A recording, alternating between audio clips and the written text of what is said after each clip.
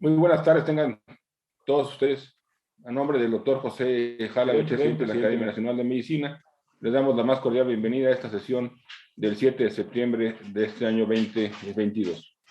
Hoy contamos con un trabajo de ingreso y un simposio. El trabajo de ingreso se denomina Patología placentaria y riesgo perinatal durante la pandemia por COVID-19, que se presentará el doctor Víctor Manuel Vargas Hernández, a quien le damos la más cordial bienvenida a esta Academia Nacional. Y el comentario será a cargo del doctor Jesús Carlos Briones Garduño. Enseguida daremos pie al simposio Retos en Reproducción Humana, que coordina el doctor Víctor Saúl Vital Reyes, y quienes participan el doctor Efraín Pérez Peña, el doctor Ranferi Gaona Arreola, el doctor Álvaro Santibáñez, el doctor Juan Gerardo Barroso, y la discusión a cargo del propio doctor Víctor Saúl Vital Reyes. Sin más, le damos la bienvenida nuevamente y pasamos al trabajo de ingreso. Gracias.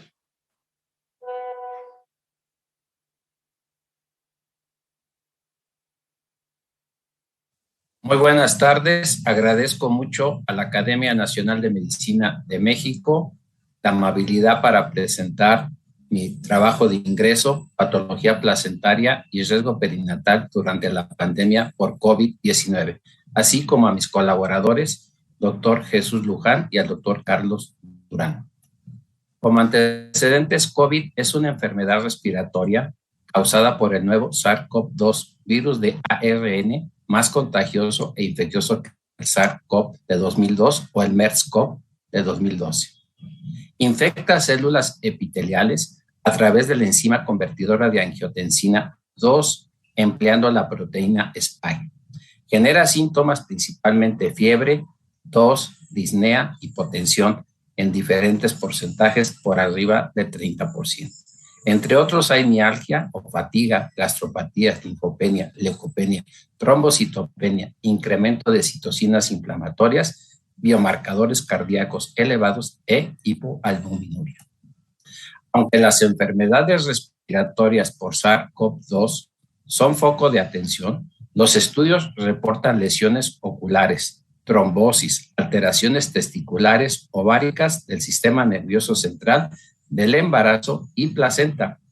Estudiamos una serie de casos de mujeres embarazadas con COVID-19 asintomáticas con el objetivo de analizar datos histopatológicos placentarios para evaluar efectos y riesgos fetales en el último trimestre del embarazo, aunado a una revisión de la literatura reciente.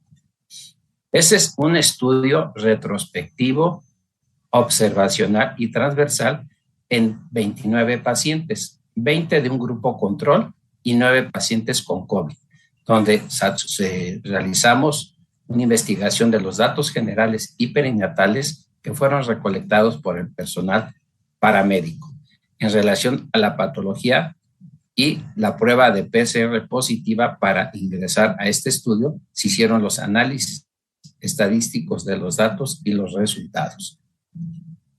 Como vemos en esta tabla, al ser un comparativo entre el grupo control y el grupo en estudio, no se observó ninguna diferencia en los datos generales, peso, talla, índice de masa corporal, edad, y tampoco en los signos clínicos como sería la temperatura, la saturación de oxígeno, presión sanguínea, frecuencia cardíaca y frecuencia respiratoria.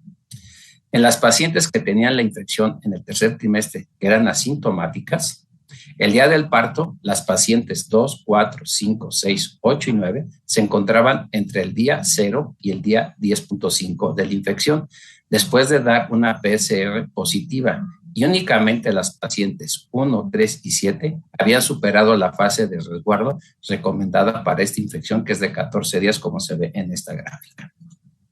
Los resultados de pacientes infectadas, ya comparando nuestro grupo con el grupo control, en relación a las semanas de gestación, las de COVID tenían 37 semanas y las de control 39. Pero datos importantes es que se incrementó el porcentaje de cesáreas en las pacientes con COVID al 77.7%, el parto pretérmino al 33.3% y el desprendimiento de placenta en el 22.2%, así como el oligoamnios, hipomotilidad, hipertensión y preeclampsia en el 11.1% respectivamente.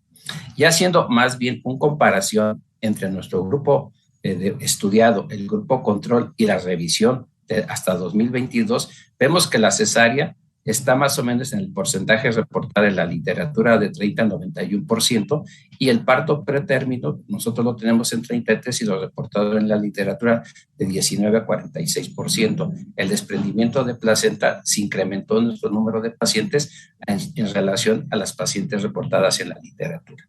Sin embargo, el oligoamnios e hipomotilidad fetal no se reportó en los estudios a nivel internacional. La preeclampsia la reportamos nosotros en el 12%, y en la literatura está entre el 4 y el 21%. Sin embargo, por ejemplo, nosotros no tuvimos bajo peso al nacer ni muertes fetales, como ha sido reportado en la literatura en el 5.3 y 1.2 respectivamente. En relación a los reportes histopatológicos de la placenta, los datos de alteraciones de las vellosidades con los efectos trombóticos en la placenta fue de 51% y en el cordón umbilical 33%, con mayor prevalencia de trombos organizados en vellosidades placentarias en el 55.5%, hemorragias en vellosidades el mismo porcentaje, el edema estromal en el 44.4% y otros como hemorragia perivascular, hematoma retroplacentario, trombo laminado en una arteria y hemorragia subcoreal, como se puede ver en el gráfico del esquema de corte histopatológico. Y hablando de la revisión en general de COVID durante el embarazo, las embarazadas con infección severa abarcan el 9%, con una mortalidad de 1.4 por 1,000 mujeres. 9% requieren hospitalización, 4% cuidados intensivos y el 2% asistencia ventilatoria. Ya en México se ha reportado que el 25 a 27% causa muerte materna, lo que nos da un 2.8% de letalidad y principalmente relacionadas con las comorbilidades como sería diabetes, hipertensión, enfermedad pulmonar obstructiva crónica, alteraciones inmunitarias, enfermedades cardiovasculares, insuficiencia renal crónica y obesidad que presentan estas pacientes. En general, la infección en el 65% es leve, 21% moderada y 14% severa. El diagnóstico y manejo del COVID es igual en embarazadas que en la población general.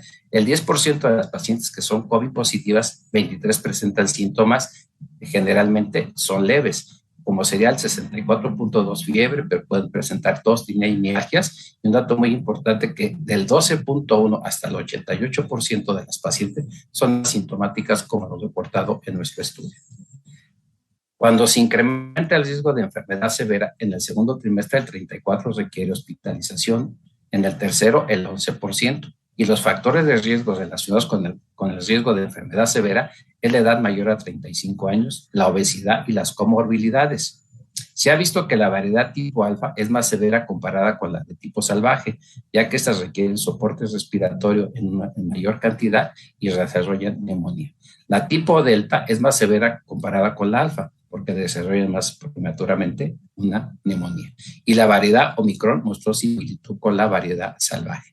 Aquí vemos un esquema de cómo el SARS-CoV tiene mecanismos indirectos y la infección directa, cómo va a ocasionar en la mujer embarazada a través de los aumentos de los niveles de citocinas, como sería la interleucina 6, 18 y 12, van a ocasionar fiebre, inflamación y algunos afectando la coagulación y eventos vasculares, lo que nos va a dar a nivel de la placenta alteraciones como sería la corionitis, la difusión de vellosidades de fibrina, arteriopatía residual, coriohemangioma e infartos multifocales. La transmisión vertical se sospecha pero no se ha comprobado y va a tener consecuencias en el feto y recién nacido, dando prematuridad, sufrimiento fetal, bajo peso al nacer, asfixia, óbito e hipomotilidad. La infección directa está ocasionada por la enzima convertidora de angiotensinasa, que tiene receptores a nivel de pulmón, corazón, riñón, hígado, en el sistema circulatorio y en el sistema nervioso central, que va a tener consecuencias maternas. Algunas pueden ser asintomáticas, otras pueden presentar síntomas generales o desarrollar neumonía y, cuando es muy grave, disfunción multiorgánica con anormalidades trombóticas que las mujeres van a llevarlo al parto pretérmino o la ruptura prematura de membranas. Cuando hacemos una comparación de las mujeres embarazadas, vacunadas o no, no presentan diferencias en los resultados maternos y perinatales. ¿Qué limitaciones tenemos de nuestro estudio? Que es una pequeña muestra que por sí solo no es significativa, pero aunado a estudios que se han desarrollado hasta la fecha, puede dar información que nos permite detectar alteraciones tempranas generadas en el parto por el COVID-19. ¿A qué conclusiones vamos a llegar? La infección asintomática por COVID-19 en el tercer trimestre del embarazo, puede potenciar un perfil trombótico preexistente. Ya de hecho el embarazo es protrombótico. Incrementa el riesgo de trombosis. Si se desarrolla SARS-CoV-2, genera alteraciones como desprendimiento de placenta, preeclampsia, hemorragia e incremento de partos pretéritos. Este trabajo fue avalado por 47 referencias y muchas gracias por su atención. Bueno, primero que nada, agradecer a la Academia Nacional de Medicina de México por la oportunidad para comentar el trabajo de ingreso del doctor Vargas Hernández, que, dicho sea de paso, es un artículo ya publicado en la revista de Gaceta Médica y que voy a tener el gusto de hacer algunos pequeños comentarios. La pandemia que hemos vivido en estos 2 años y medio realmente ha cambiado la vida de todos los seres humanos a nivel global, porque ha influido inicialmente en nuestra salud, con repercusiones que estamos todavía evaluando desde el punto de vista biológico, pero también repercutió en la economía, en la educación, en el estatus de vida de las personas, y el efecto que está dejando lo vamos a observar seguramente varias décadas. Esta recuperación no va a ser tan sencilla. Sin embargo, bueno, me da mucho gusto poder hablar de un trabajo del doctor Víctor Vargas Hernández, que fue su prototipo para ingresar a esta honorable academia. El trabajo se llama Patología placentaria y riesgo perinatal, y él se dio a la tarea de recopilar una serie de 29 casos que en forma retrospectiva estudió. Él, influenciado seguramente por la inmensa cantidad de publicaciones que tenemos a través de esta pandemia, aprendimos a lo largo de este tiempo que inicialmente considerábamos que el COVID era una enfermedad respiratoria. De alguna manera esperábamos un comportamiento similar al de la influenza. Sin embargo, pasaron los meses y fuimos aprendiendo y entendiendo que el COVID es una enfermedad multisistémica, que entra a través de la vía respiratoria y de la vía nerviosa, y por eso se explica los cambios neurológicos de pérdida de gusto y de olfato, que fue muy característico. Tuvo un impacto importante a nivel alveolo capilar, con un grupo importante de pacientes que requirieron estar en unidades de cuidado intensiva por severidad de la insuficiencia respiratoria secundaria a un daño alveolar difuso. Pero estos pacientes aprendimos también que habían fenómenos de microtrombosis, y que estos fenómenos de micro y macrotrombosis explicaron muchas alteraciones multisistémicas como falla orgánica múltiple. En la esfera gineco-obstétrica también el impacto fue devastador. La muerte materna constituyó el número 1 cuando se asoció la mujer embarazada por COVID, y tuvimos un repunte en la mortalidad materna nacional derivado de esto. Sin embargo, el doctor se dio a la tarea de analizar una serie de 29 casos y encontrar que a nivel de la vellosidad corial por estudios de histopatología encontraba fenómenos microtrombosis. Recordemos que la placenta representa nuestro órgano que permite la viabilidad del embrión feto durante 40 semanas lunares o 289 días a través de un complejo proceso hemodinámico en el espacio intervelloso dado por una placenta de tipo hemocorial, en la cual la sangre materna baña la vellosidad corial y ahí es donde se llevan a cabo los intercambios feto-maternos. Cuando esta vellosidad corial se complica, como es el caso de las mujeres con COVID que están infectadas por este virus SARS-CoV-2, se han encontrado fenómenos de microtrombosis y esto explica por qué algunas mujeres se asociaron a incremento en la tasa de abortos, de partos prematuros, de restricción del crecimiento intrauterino, inclusive de óbitos, o bien la presentación de cuadros de preeclampsia asociados a estas alteraciones microvasculares del desarrollo vascular. Esto es tan importante y este trabajo va a ser un parteaguas para que los pediatras se den a la tarea de seguir a estos niños que estuvieron sometidos a la mamá con efectos de COVID y sobre todo con estos cambios a nivel de microtrombosis. Si bien es cierto que se infiere que el virus se encuentra a nivel de la vellosidad, no se ha demostrado de hecho que hay una transmisión vertical. Y aunque hay casos reportados de recién nacidos positivos para este virus, el hecho es que no se conoce exactamente el mecanismo por el cual y se puede inferir que se haya un traslape de la vellosidad como puede suceder, por ejemplo, en la enfermedad por isoinmunización a grupo a sistema RH y que pudiera este ser un mecanismo. Sin embargo, esto es hipotético y no está demostrado y solo es una manera de tratar de entenderlo. Entonces, yo realmente quiero felicitar al doctor Víctor Vargas por la contribución que ha hecho a la comunidad médica presentando este trabajo retrospectivo a donde él demuestra que las placentas de estas mujeres comparadas contra las mujeres que no tienen COVID tienen una microangiopatía, tienen una microtrombosis y que esto puede explicar el desarrollo y el desenlace de muchos embarazos que no se resolvieron de la mejor forma. Y hacer la invitación cordial para el grupo de perinatólogos, pediatras, neonatólogos y pediatras en general para que hagan un seguimiento de estos niños porque ahora estamos viendo repercusiones post-COVID que hay en forma multiterritorial y multisistémica.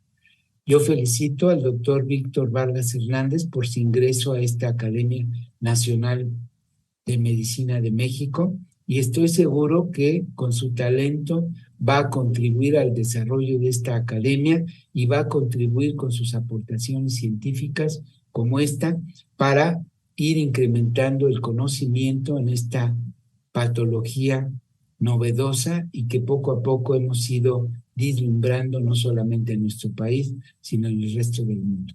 Muchas gracias a la Academia Nacional de Medicina de México por la oportunidad de expresar este comentario.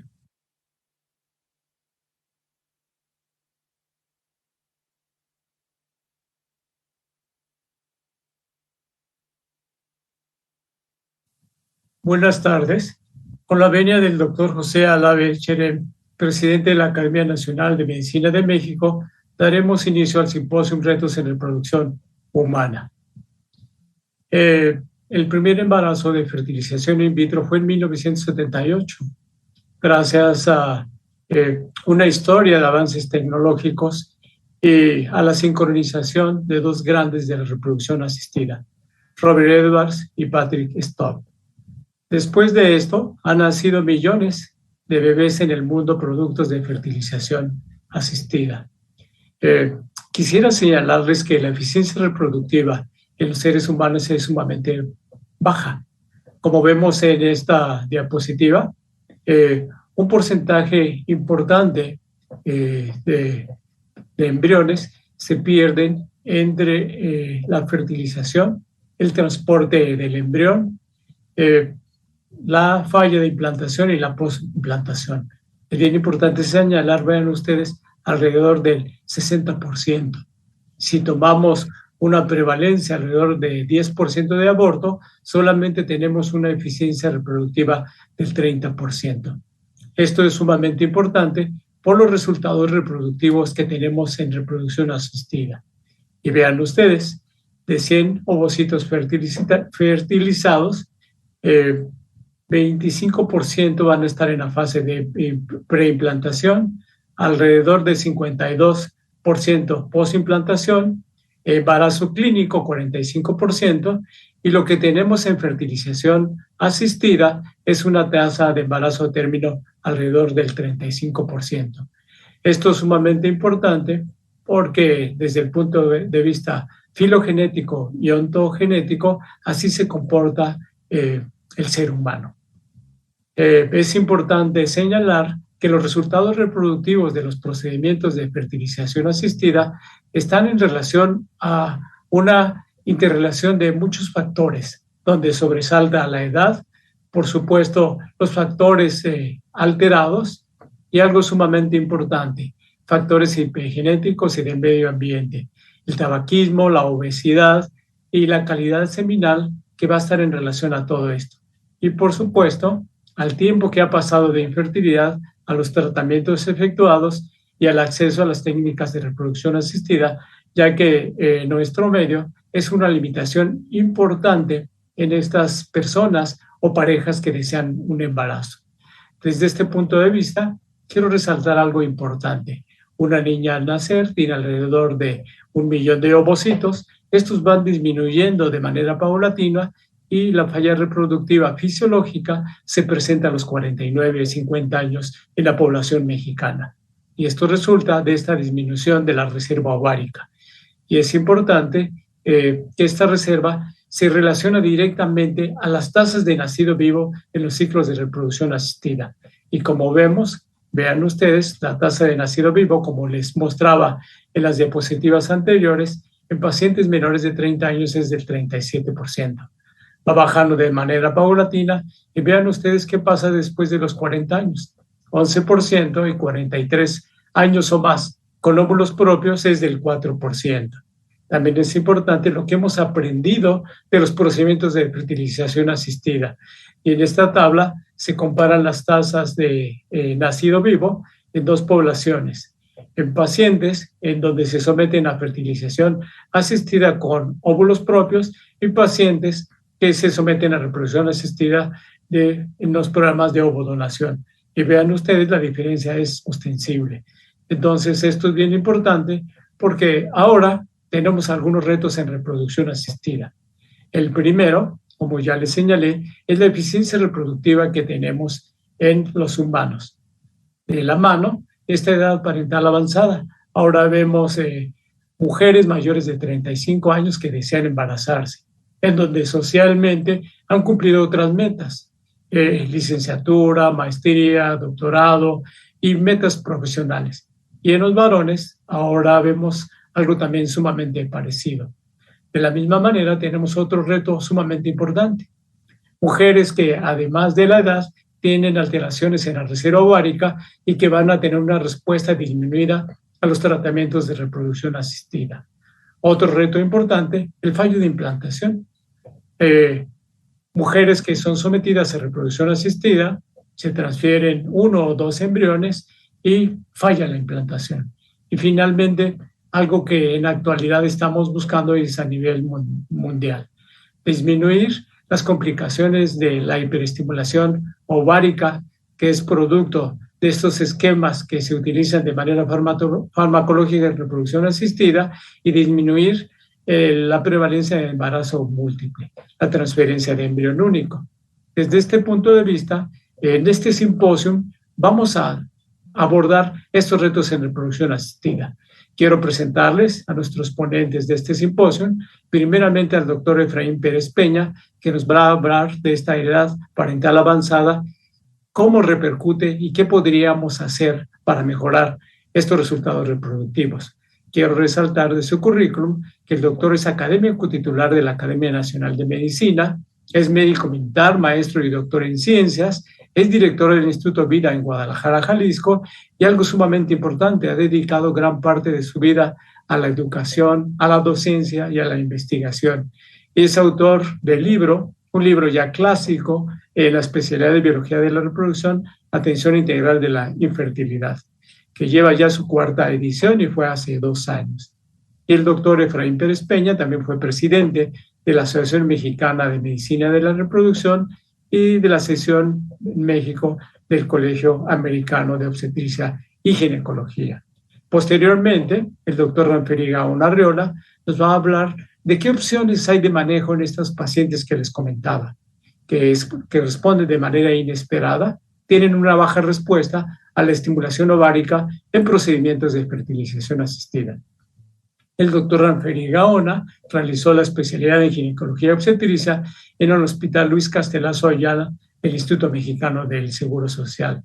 Es biólogo de la reproducción, fue también presidente de la Asociación Mexicana de Medicina de la Reproducción, actualmente es presidente del Colegio Mexicano de Especialistas en Ginecología y Obstetricia y dirige el Centro Especializado en Esterilidad y Reproducción Humana en el Hospital Ángeles, México. Después de él, el doctor Álvaro Santibáñez Morales nos va a hablar de qué debemos de hacer en estas pacientes donde les decía, después de la transferencia de embriones de buena calidad, no se logra la implantación. El doctor Álvaro Santibáñez Morales es actualmente presidente de la Asociación Mexicana de Medicina de la Reproducción, hizo una maestría en Biología de la Reproducción Humana en el Instituto Nacional de Perinatología, es autor de 20 capítulos de libros, 5 artículos internacionales y 10 artículos nacionales y dirige actualmente el Centro de Reproducción Asistida Procrea en la Ciudad de México. Y finalmente, el doctor Gerardo Barroso Villa nos va a hablar de esa necesidad que tenemos en los procedimientos de reproducción asistida, la transferencia de embrión único, qué tenemos y cómo estamos en México. De su gran currículum del doctor Barroso Villa, quiero resaltar que es especialista en ginecología y reproducción humana. Él hizo reproducción asistida en Norfolk, que en uno de los lugares donde nació la reproducción asistida en América. Tiene una maestría en ciencias biomédicas, un doctorado en ciencias médicas, pertenece al Sistema Nacional de Investigadores y también es miembro titular de la Academia Nacional de Medicina y de la Academia Nacional de Cirugía. Actualmente, el doctor Barroso Villa es tesorero de la Asociación Mexicana de Medicina de la Reproducción. Pues al final de este simposio vamos a tener un espacio para discutir estos retos en reproducción humana. Esta edad avanzada, las opciones de la manejo de la baja respuesta, cómo se aborda la falla de implantación y, por supuesto, cuáles son las opciones que tenemos actualmente en la transferencia de embrión único. Pues sin más preámbulos, iniciamos nuestro simposio en retos en reproducción humana. Muy buenas tardes, es un placer para mí el participar en esta sesión ordinaria de nuestra querida Academia Nacional de Medicina y agradezco a los miembros de la mesa directiva la amable invitación. En especial también al doctor Víctor Saúl Vital Reyes, coordinador de este simposio sobre retos en reproducción humana, y con el tema de edad parental avanzada que se me hace verdaderamente importante, fundamentalmente por estas tendencias de la vida moderna a posponer embarazos para edades más avanzadas, aprovechando los avances que han habido en reproducción asistida, donde se puede hacer un estudio o evaluación genética prenatal, se pueden hacer vitrificaciones ovulares con indicaciones completamente sociales y, por supuesto, en aquellas mujeres que se les ha terminado la carga ovular, hacer la donación ovular, que se ha vuelto una parte muy fundamental de todos los centros de reproducción asistida. Se ha enfatizado mucho en los efectos deletéreos de la edad materna avanzada, es decir, mayor número de recién nacidos con aneuploidía, más abortos, mayores complicaciones obstétricas y perinatales, y son muchos los esfuerzos que se hacen para prevenirlas o para evitarlas. Sin embargo, ha habido menos investigación en edad paterna avanzada y también menos educación y promoción, así como medidas para preservar tempranamente la fertilidad en varones. Con estos incrementos en divorcios y los deseos muy frecuentes de personas mayores de volver a tener hijos, es conveniente repasar algunos puntos importantes. Por supuesto que no podemos dejar de enfatizar la importancia del factor ovular en edad avanzada. Y por supuesto, en estas parejas de edad avanzada habitualmente se atribuye 70 o el 80% a la calidad ovular, puesto que ahí se encuentran las mitocondrias, que son las que ayudan a separarse a los cromosomas, y en un momento dado, al disminuir esta actividad mitocondrial, son muchísimo más frecuentes las anomalías cromosómicas. Por supuesto, incluso un óvulo en muy buenas condiciones puede completamente disminuir los efectos deleterios de la edad en pacientes de edad avanzada. Y también se le ha dado la importancia a que realmente la ventana de implantación es mayor a 24 o 48 horas fácilmente, y realmente se le da a la receptividad endometrial un 10, un 15% de importancia, y un 10 o 15% de importancia a la influencia de los espermatozoides. Sin embargo, cada vez vemos más efectos de esto, y en un momento dado tenemos que reconocer que el hombre frecuentemente es subestimado en fertilidad, a pesar de que da el 50% del genoma y que es el que desencadena el espermatozoide, la activación ovular, y ayuda en la organización del uso meiótico y en el desarrollo embrionario, sobre todo en los primeros días, y también en la integridad placentaria. El interés que se le dedica en general es verdaderamente mínimo, aunque las cosas están cambiando en los últimos años y cada vez se estudia más acerca de estos cambios cromosómicos, genéticos y epigenómicos de la edad paterna avanzada. Sabemos perfectamente bien que a mayor edad hay mayor aneuploidía en los espermatozoides y también alteraciones cromosómicas en donde lo que predominan son las microdeleciones, aunque algunas translocaciones también son frecuentes. Pero mucha mayor importancia se le está dedicando a esas alteraciones que sin cambiar el código del ADN modifican la expresión de los genes, es decir, las anomalías epigenéticas que en su gran mayoría se deben a cambios en la metilación del ADN, a la modificación de las histonas o a la remodelación de la cromatina. Por otro lado, cada vez tenemos mayores estudios en donde estas alteraciones que hemos visto se van estudiando más en diferentes estudios. Y como podemos ver, las aneuploidías no son lo principal, son esta línea transversal acá, mientras que las mutaciones genéticas, las alteraciones en la cromatina, estas alteraciones epigenéticas han adquirido mayor importancia. En este metaanálisis, que es el más largo que se ha publicado sobre los efectos de la edad paterna y que se publicó en agosto de este año, se ve cómo en un momento dado se hicieron un metaanálisis en donde se incluyeron 28 estudios y 32.484 ciclos, de los cuales 16 fueron en pacientes que hacían con los óvulos de sus propias esposas más o menos de la misma edad, y 12 los hicieron con estudios con donación ovular, es decir, con mujeres de con 10 años menores que ellos. En los ciclos autólogos, la línea de corte para notar efectos adversos fue 40 años de edad, similar a la que se observa en las mujeres. Mientras que en donación ovular la línea de corte fue con 50 años.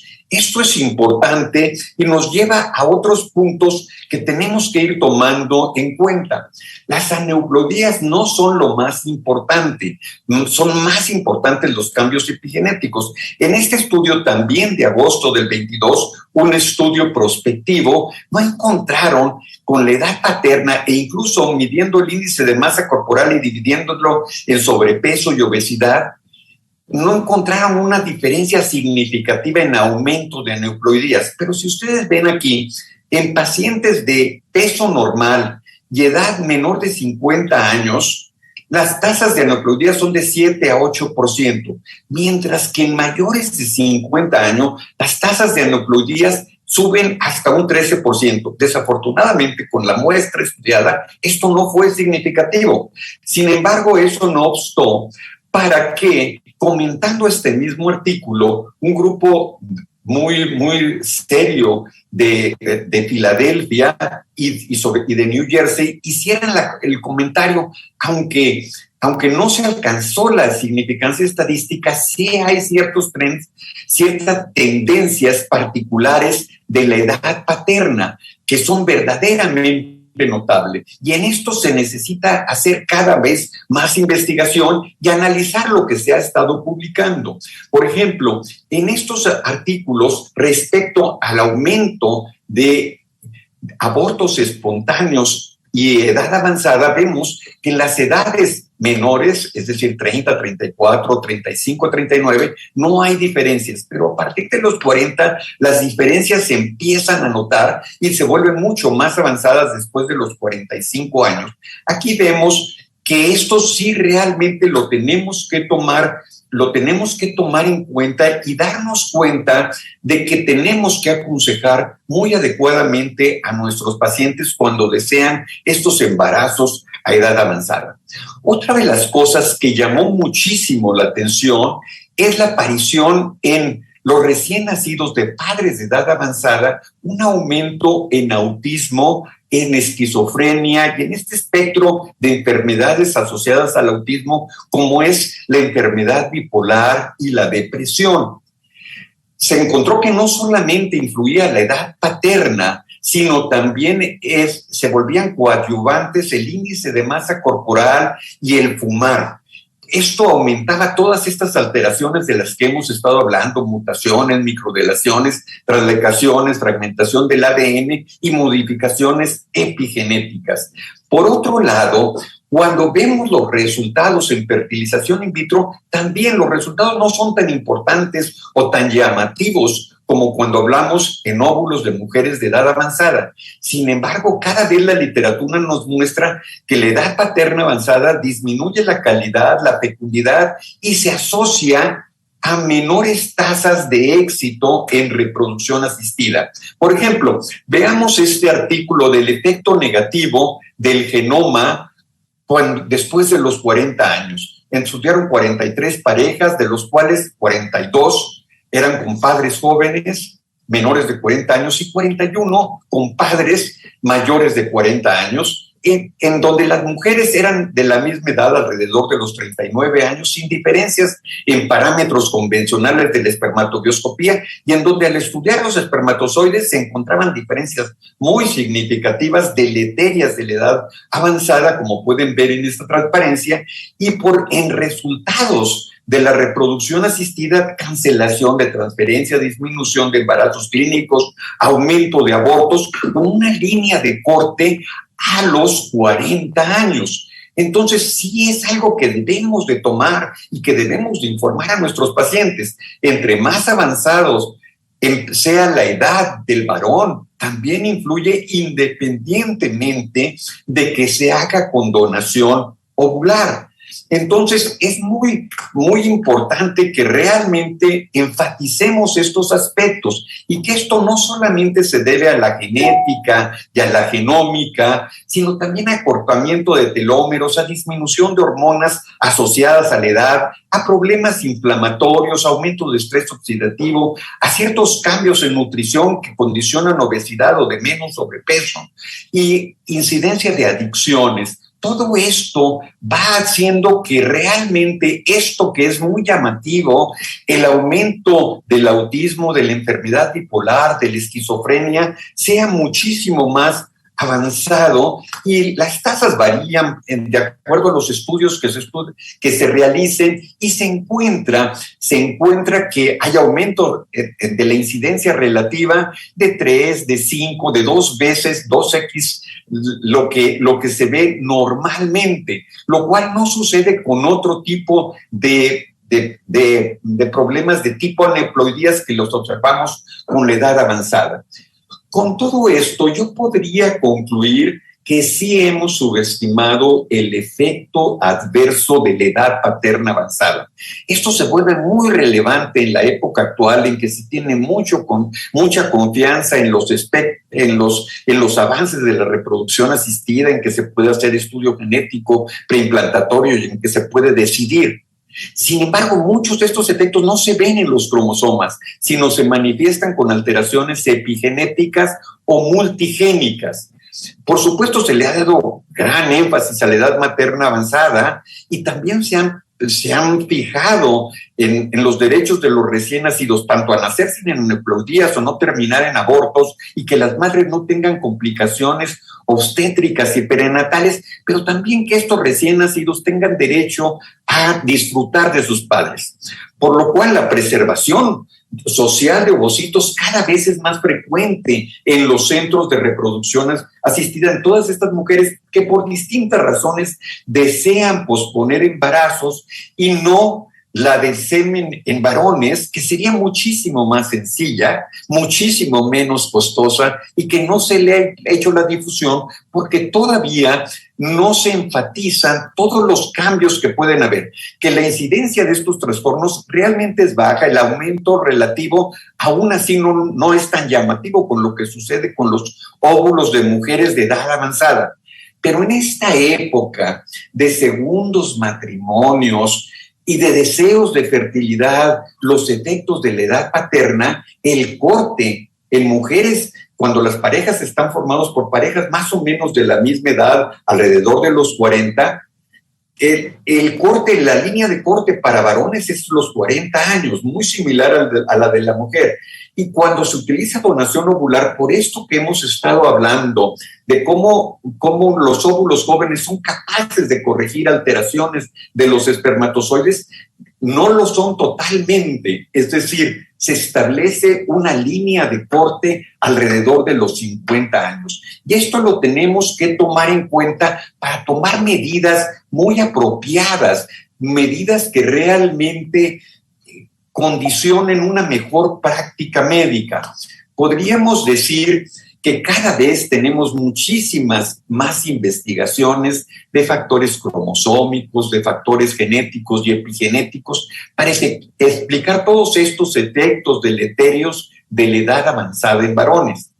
Y por supuesto, tenemos que explicar que sí se disminuyen las tasas de éxito con reproducción asistida, que hay más cancelación de ciclos, que hay más abortos y que hay un incremento relativo de enfermedades mentales que son realmente graves, que realmente van a alterar la vida del recién nacido y que cuando son de baja incidencia, pues se van aumentando no solamente con el aumento de la edad, sino con otros factores asociados que son muy comunes en la edad paterna avanzada, entre otros el aumento en el índice de masa, de peso corporal y también de hábitos como el tabaquismo, las adicciones de distinto tipo. Entonces, yo podría decir que falta educación y promoción de las ventajas de concebir a edades más tempranas para las parejas, hombres y mujeres, pero que cada vez las mujeres han estado más conscientes de ello y cada vez se están tomando medidas y cada vez se populariza más el estudio genético preimplantario y la donación ovular cuando el riesgo de transmitir anomalías es verdaderamente grande.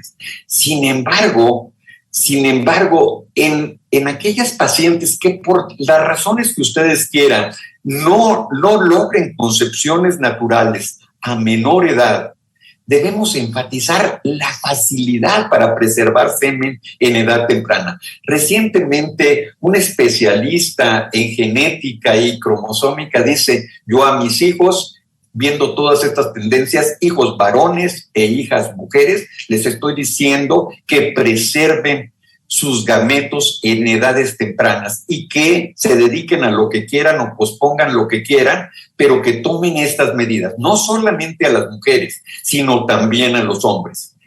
Podríamos cerrar esta plática diciendo, por un lado, no se le están ofreciendo a varones mayores ciertas medidas preventivas y educativas que en vista de las últimas investigaciones son cada vez más importantes.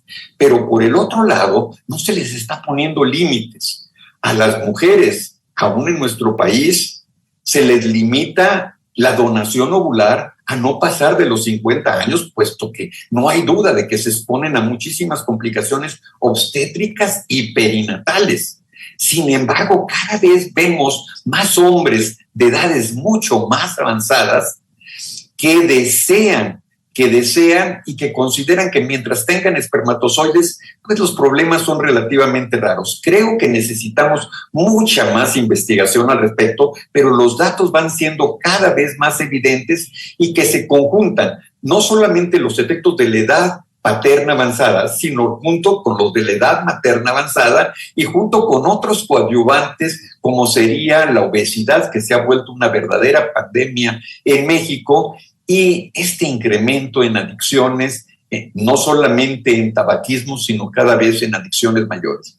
Yo con esto, yo agradezco muchísimo la oportunidad que me han dado de compartir con tan distinguidos participantes en un evento de tal relevancia y, como siempre, un placer participar con nuestra querida Academia Nacional de Medicina. Muchísimas gracias. ¿Qué tal? Un gusto saludarles. Agradezco mucho al doctor José Álava Cherem, presidente de la Academia Nacional de Medicina de México, por invitarme a participar en este simposio de reproducción asistida. Hablaremos de lo que es opciones de manejo en la baja respuesta ovárica, que es una situación que ya había sido descrita en 1983 por el doctor García Velasco. Y a partir de esta publicación existen muchas más que hablan sobre su patogénesis, características clínicas, tratamientos y, bueno, de alguna forma, siendo toda esta evidencia todavía insuficiente para adaptar algunas intervenciones. Del 19 al 20 de marzo se forma un grupo de interés en Bolonia para unificar criterios y crear estrategias de manejo con mayor oportunidad de resultados, justamente en este grupo de pacientes con baja respuesta a la estimulación ovárica. En este consenso de Bolonia en el año 2010, de la Sociedad Europea de Reproducción Humana, mencionan sobre todo la presencia de edad materna avanzada de más de 40 años, o bien algún otro factor de riesgo para pobre respuesta, definiendo de alguna manera esa pobre respuesta como la presencia de menos ovocitos a lo esperado después de un protocolo de estimulación convencional, o bien la presencia de un TERS de reserva ovárica anormal, ya sea por cuenta de folículos centrales entre 5 y 7, o bien hormona antimuleriana entre 0.5 y 1.1 nanogramos por mililitro, o bien la presencia de 2 episodios de pobre respuesta ovárica después de estimulación máxima podrían ser suficientes para definir a un paciente con pobre respuesta en ausencia de edad materna avanzada o con un test anormal de reserva ovárica. Es de todos conocido de alguna forma que la edad por sí sola es determinante para mostrar lo siguiente. Si hablamos de cancelación de ciclos y el menos de 4 ovocitos, vemos cómo la cancelación de ciclos se va incrementando a través de la edad, siendo mucho más contundente después de los 40 años de edad, donde se espera que haya una cancelación de ciclos de más o menos el 20%, y después de los 42 años prácticamente el 40% de los pacientes tienen ciclos cancelados por menor presencia de ovocitos, de menos de 4 ovocitos. Como pueden ver, va de la mano básicamente esta autocancelación con número de ovocitos. Si nos trasladamos a lo que es el conteo de folículos centrales y de hormona antimuleriana per se, encontraremos 3 tipos de respuestas. Alta respuesta, cuando tenemos más de 15 ovocitos, respuesta óptima entre 10 y 15 ovocitos, y respuesta baja de menos de 5 ovocitos o menos de 5 folículos centrales, con hormonas antimulerianas por abajo de 1.2, entre 1.2 y 3.5 para respuesta esperada, y de 4 para arriba para una respuesta alta a la estimulación. Y por supuesto aquí habría que optimizar que la estimulación ovárica trate de minimizar el riesgo de síndrome de hiperestimulación ovárica. Aquí tendríamos un tratamiento estandarizado, y en pacientes con una pobre respuesta esperada tenemos que de alguna forma tratar de dar un esquema de estimulación ovárica que nos dé el mayor número de ovocitos en la etapa fase 2 posible. Entonces, en el año 2016, un grupo de expertos se juntan para generar un nuevo modelo que de alguna manera permita estratificar a estas mujeres con pobre respuesta, de una pobre respuesta ovárica incluso a una definición de bajo pronóstico a la estimulación. La justificación entonces básicamente es esta, de que no se puede categorizar a pacientes bajo un solo término, de acuerdo a los criterios de Bolonia 2011, tener subgrupos de pacientes y generar una adecuada definición, que en este caso sea baja pronóstico a la estimulación. Incluso aparecen dos nuevas categorías: la respuesta subóptima, donde hay una captura de 4 o 9 ovocitos asociado a cualquier edad, con tasas de nacidos vivos de alguna forma significativa menor comparado contra normorespondedoras, es decir, de 10 a 15 ovocitos. Y aquellas pacientes con una hiporrespuesta, donde se obtiene un adecuado número de ovocitos con dosis más altas de gonadotrofinas y más días de estimulación. Y también de alguna forma aparecen combinación de parámetros cualitativos y cuantitativos, como son la edad de la paciente, tasa esperada en el día, biomarcadores y marcadores funcionales como son la hormona antimuleriana y el conteo de folículos centrales.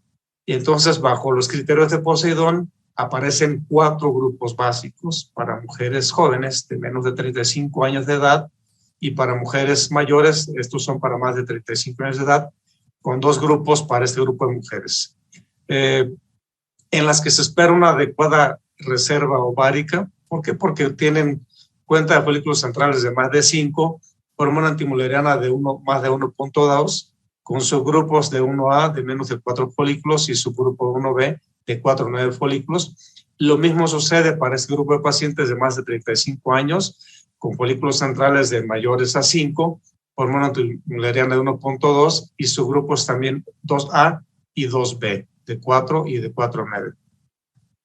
Las mujeres que tienen una pobre reserva ovárica del grupo 3, de menos de 35 años, folículos centrales de menos de 5, hormona antimuleriana de menos de 1.2 y de alguna manera también las de más de 35 años de edad con folículos centrales de menos de 5, hormona antimuleriana de 1.2 nanogramos y de alguna manera también algunos otros biomarcadores, ¿sí? Como son estos: la respuesta ovárica, hormona antimuleriana y el punto de folículos centrales, o bien si había habido ya algún ciclo previo con recuperación de ovocitos en una estimulación ovárica previa, como he mencionado. Entonces, ¿qué proporción de pacientes está afectada con pobre respuesta ovárica? En esta imagen podemos ver que en cualquier edad podemos encontrar pobre respuesta. En menos de 34 años hasta un 10%, de 35 a 40 años hasta un 20% y de 43 a 44 años hasta un 50%. Sin embargo, la cancelación de ciclos y la tasa de nacidos vivos, por supuesto, también va de la mano de la edad de la paciente, el número de ovocitos y la cuenta de folículos centrales, siendo una correlación de estos 3 elementos con cancelaciones de ciclos hasta de un 50%, y vean solamente una tasa de nacimiento de un 2.3% cuando hablamos de mujeres con estas características. ¿Qué intervenciones podemos realizar? Bueno, a través del tiempo hemos tratado de encontrar fórmulas que nos permitan tener una estimulación ovárica óptima con una mayor recuperación de ovocitos, hablando de protocolos de estimulación, tratamientos con anticonceptivos hormonales orales, si adicionamos el LH recombinante, terapias con hormona de crecimiento, andrógenos, corticoides, con aspirina, preservación de ovocitos, lavado folicular e incluso maduración in vitro en pobres respondedoras. En una revisión de Cochrane en el año 2010, donde trataré de hablar de una forma rápida de todas las alternativas que hay de estimulación ovárica para mujeres con pobre respuesta, encontraremos lo siguiente. Si comparamos protocolos cortos contra protocolos largos, como pueden ver en la gráfica, no hay diferencias en embarazo clínico y tasa de cancelación. Sin embargo, hay una mayor proporción de óvulos capturados, 2.5, en protocolos largos y también con dosis de gonadotrofinas utilizadas, 11.4 más en este tipo de pacientes.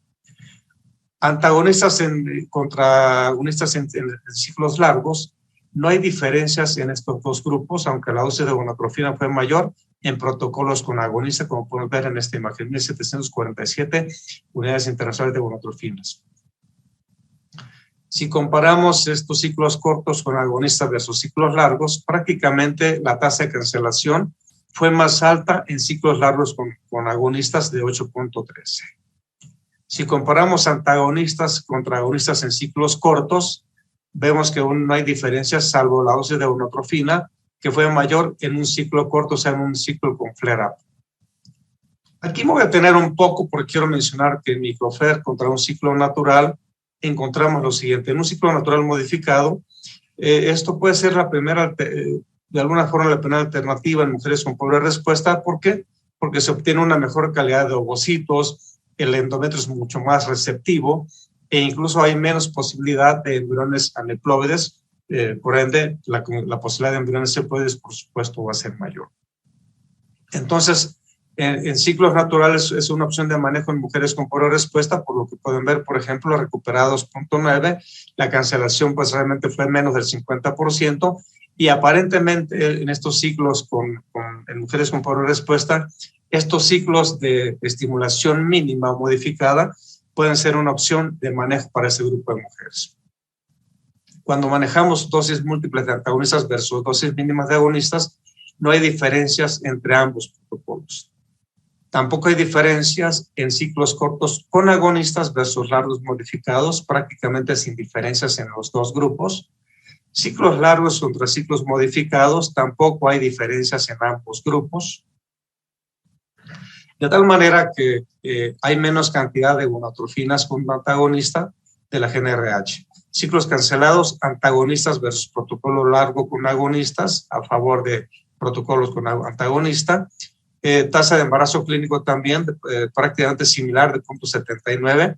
Y si vemos embarazos clínicos también, los resultados son mejor con antagonistas que con protocolos con agonistas.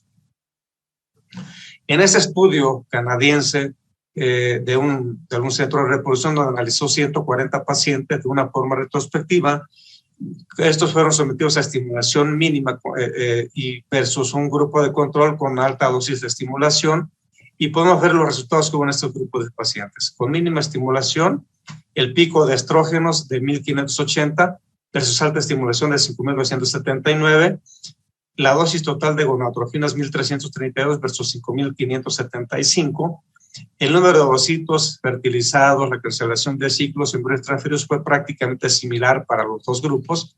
Sin embargo, la tasa de embarazo clínico por ciclo, vean, 31.4 versus 12.7. Entonces, parece ser que la estimulación mínima ofrece mejores resultados que la alta estimulación, y la tasa de nacido vivo, 21% versus un 7%. Entonces, parece ser que la estimulación mínima puede ser una excelente alternativa para mujeres con pobre respuesta. Entonces, ¿cuál es el protocolo preferido en estimulación para estas mujeres con pobre respuesta? Vean, más del 50% prefieren antagonistas de la GnRH versus otro tipo de alternativas. Otra alternativa propuesta por el Grupo Valenciano de Infertilidad en el año 2012, aquí podemos mencionar que se sometieron a un estudio prospectivo 724 pacientes con pobre respuesta entre 2007 y 2009. Estos pacientes se dividieron en dos grupos, 242 pacientes en quienes se realizó varios ciclos de estimulación ovárica, lo que se conoce como la acumulación de ovocitos, y estos trataron de tener ovocitos en metafase 2 que fueron criopreservados y transferidos después, y el grupo control de 482 pacientes a los que se les hizo la estimulación ovárica, la aspiración folicular la fertilización y transferencia en fresco. Entonces, si comparamos el día 3 después de la fertilización, como pueden ver, el número de ciclos fertilizados prácticamente similares. La tasa de clivaje en día 3 por ovocito fue prácticamente similar para ambos grupos, 72%, 73% para grupos con vitrificación y transferencia diferida versus transferencia en fresco. Embriones de alta calidad, prácticamente similares también, 27%, 28%. Es decir, en este tipo de elementos no hubo diferencias entre ambos grupos. La transferencia de embriones con ciclos cancelados, menos frecuente en pacientes con transferencias diferidas versus transferencias en fresco, 9 contra 34. La tasa de implantación prácticamente similar, 25 contra 25.6%. El número de embriones transferidos, 2 contra 1.7. La tasa de nacimientos vivos por embrión transferido, 33 contra 34%.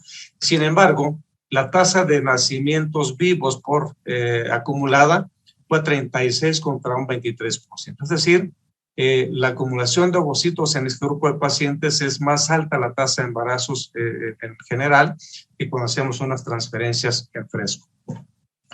Si analizamos por edad en este tipo de alternativas, en mujeres de menos de 35 años, embriones 1.9, de 35 a 39, 2 embriones, más de 41 embriones, con un total de 2 embriones transferidos. La tasa de éxito 31, 33 y 15%, y 15 con un global de 30% de embarazo cuando analizamos por grupo de pacientes. Cuando hacemos transferencias en fresco, vean, es un 28, un 30 y un 7%, con una tasa global de embarazo de un 22.4%. Nuevamente, la tasa global es más alta en mujeres con acumulación de ovocitos y transferencia diferida de los mismos embriones. Los resultados clínicos, entonces, la tasa de implantación, 28 contra 20%, la tasa de embarazos clínicos, 38 contra 22%, y la tasa de nacidos vivos, vean, 31 contra un 17%. Entonces, en conclusión, la acumulación de ovocitos vitrificados en pobre respondedora ofrece una menor tasa de abandono, menor cancelación de transferencia embrionaria, una mayor tasa de nacido vivo en paciente y mayor tasa acumulativa de nacido vivo, y aparentemente es una alternativa a esto ideal en mujeres con pobre respuesta. Entonces, las ventajas de acumulación de ovocitos y sus desventajas son estas: las ventajas, menor cancelación de transferencia embrionaria, paliar la angustia psicológica causada por repetidos fracasos y una mayor tasa de nacidos vivos por paciente. La desventaja, pues esta, que las estimulaciones innecesarias si hubiese un embarazo en el primer ciclo, y por supuesto también el costo si hacemos diferentes ciclos de estimulación ovárica. Aparece un protocolo propuesto, llamado protocolo de Shanghái, que consiste en una doble estimulación. Aquí más o menos tratamos de esquematizar en qué consiste. Se maneja clomifeno desde el día 3 por algunos 11 días. A partir del día 8 se inicia melotropina 150 unidades diarias hasta ver la respuesta ovárica. Se hace una recuperación de ovocitos con un esquema prácticamente convencional, y de inmediato se inicia otra estimulación ovárica con melotropinas de 225 unidades por día. Nuevamente hay una aspiración de ovocitos, y lo que encontramos en esto en 38 pacientes con pobre respuesta, de acuerdo a criterios de Boloña, el número de receptores reproductores fueron 167 en 38 pacientes. Aquí vemos la tasa de estadio de los ovocitos, y después 21 de esas 38 pacientes se sometieron a 23 transferencias de embriones congelados, lo que resultó en 11 embarazos en curso, una tasa de embarazo de un 47.8%. Entonces, esta es una alternativa que también pudiera ofrecer resultados favorables. Los tratamientos adyuvantes, hemos hablado mucho de este tipo de alternativas: andrógenos y medicamentos moduladores de andrógenos, LH, testosterona transdérmica, dehidroepiandrostendiona, inhibidores de aromatasa, hormona de crecimiento, arginina, aspirina, lavado folicular. Sin embargo, todas estas alternativas tienen una evidencia insuficiente, de tal forma que no podríamos recomendar estas alternativas como una opción para la mujer con pobre respuesta. El SAR propone, tratando de establecer o de calcular la posibilidad de tener un recién nacido vivo durante uno o más de ciclos in vitro, y lo que hace es tener un cuestionario. Aquí vemos, por ejemplo, si la paciente tiene de menos de 34 años de edad, si mide unos 56 centímetros, si pesa 60 kilos, si tiene historia de síndrome ovario poliquístico, pero lo que más domina es el conteo de hormona antimuleriana, por ejemplo aquí de 1.2, si tiene un varón normal, si tiene historia o no de enfermedad de causa no explicada, o bien si ha habido un embarazo de más de 37 semanas. Entonces, lo que encontró aquí, por ejemplo, que si tenemos una paciente con estas características, la oportunidad de que se embarace en el primer intento es de un 46%. Si se hace un segundo ciclo, hasta un 66%, y si se hace un tercer intento, hasta un 77%. Entonces, estas son lo que podemos hablar de un pronóstico reproductivo basado prácticamente en edad de la paciente y en hormona antimuleriana. ¿Y por qué solo hormona antimuleriana? Por ese tipo de situación. Traduce de forma indirecta la cantidad y actividad de los folículos reclutados y en fase de maduración, y por supuesto manifiesta menos variabilidad y sus concentraciones son uniformes a lo largo del ciclo menstrual, 2.4 menos 1.1 nanogramo en mujeres que ovulan de forma normal, y por supuesto pacientes con tasas altas de implantación en embarazo, cuando la concentración de esta hormona es de 2.7 nanogramos para arriba. Entonces esta hormona por sí mismo puede tener un valor predictivo en cuanto a tasas de embarazo y de nacido vivo. Entonces, en conclusión, los criterios de Bolonia y más recientemente los de Poseidón son un paso adelante y permiten individualizar protocolos de estimulación ovárica. No hay evidencia todavía que protocolos de estimulación ovárica, en particular para mejorar el resultado en la mujer con pobre respuesta, no hay ninguno que realmente muestre una evidencia mayor. Los protocolos con antagonistas a la GnRH pueden reducir dosis de gonadotrofinas y son preferidos. Los ciclos naturales o con estimulación mínima se asocian a mejores resultados en tasa de nacido vivo. El banco de óvulos, lo que es la acumulación de ovocitos, también parece ser una muy buena alternativa con resultados favorables. Y por último, mencionar esto, que no hay evidencia suficiente para la mayoría de los ayudantes en relación a mejorar el resultado reproductivo. Pues este es mi mensaje. Muchas gracias por su atención. Buenas tardes. Es un gusto para mí estar el día de hoy en la Academia Nacional de Medicina presentando este tema, abordaje integral del fallo de implantación. Yo soy el doctor Álvaro Santibáñez Morales. Para empezar, hablando de fallo de implantación, hay que tratar de hacer su definición. Y esto es algo que Cullen desde hace muchos años ha tratado de definir o definió. Y desde muchos años atrás se quedó esta definición como la imposibilidad para lograr un embarazo clínico tras la transferencia de al menos 4 embriones de buena calidad, ya sea en fresco o congelado, en una mujer menor de 40 años. Y la causa puede ser por factores embrionarios o uterinos. Fallo de implantación recurrente puede ser en al menos 4 embriones en mínimo de 3 ciclos. Si se fijan, estas definiciones son muy confusas y la verdad es que involucran diferentes tipos de tratamientos. La implantación es un proceso muy complejo. Robert Edwards en el 78 publicó en un trabajo que teníamos dominada tanto la estimulación con la obtención de ovocitos, la fertilización, y que el paso misterioso en la reproducción era la implantación. Hoy, a 40 años de eso, seguimos teniendo dudas y preguntas con respecto a este último paso. Es un proceso biológico, histoquímico, inmunitario, regulado por hormonas, pero que involucra un tejido de monocapa de células cuboidales que tiene unas respuestas autócrinas y paracrinas que son muy complejas. Hoy quise presentar esta diapositiva que la presentaba siempre al final de la plática, porque creo que lo que tenemos que empezar a trabajar es una definición que sea homogénea y que sea mucho más fácil de definir para poder trabajar y poder hacer trabajos que nos permitan realmente medir las intervenciones. Este trabajo es un trabajo que publicó Richard Scott hace aproximadamente 1 año y medio, 2 años, en donde utilizan transferencias embrionarias de un solo embrión en un número nada bajo de mujeres, 4.400 mujeres, con una intención, definir cuándo debemos de hablar de fallo de implantación. La teoría del doctor Scott es que si después de una transferencia se filtran las mujeres a las que el poner un embrión euploide les iba a ayudar en algo, en el siguiente, en la segunda o tercera transferencia, la tasa de implantación tiene que ser sumamente menor, porque quiere decir que estas mujeres ya se filtraron y que las que quedan sin lograr el embarazo deben ser pacientes que algo más tienen, en las que vale la pena estudiar algo más. Entonces, sorprendentemente, en su primera transferencia ellos tuvieron 70% de implantación, lo cual es muy normal, muy competitivo. Se me hace excelente tasa de transferencia para transferir un solo embrión euploide. En la segunda transferencia tuvieron 60%, bueno, 59.8%, lo cual nos dice que estas mujeres, las que quedaron, si lo cerramos en números un poco redondos, 70% de 4,000 son 2,800. De esas 1,200, si hubiera alguna que tuviera algo más allá, habría habido una tasa de implantación mucho menor, lo cual no sucedió. En la segunda y en la tercera transferencia, ambas tuvieron un 60% de implantación, lo cual dejó solamente un 5% de mujeres sin lograr el embarazo después de 3 embriones transferidos.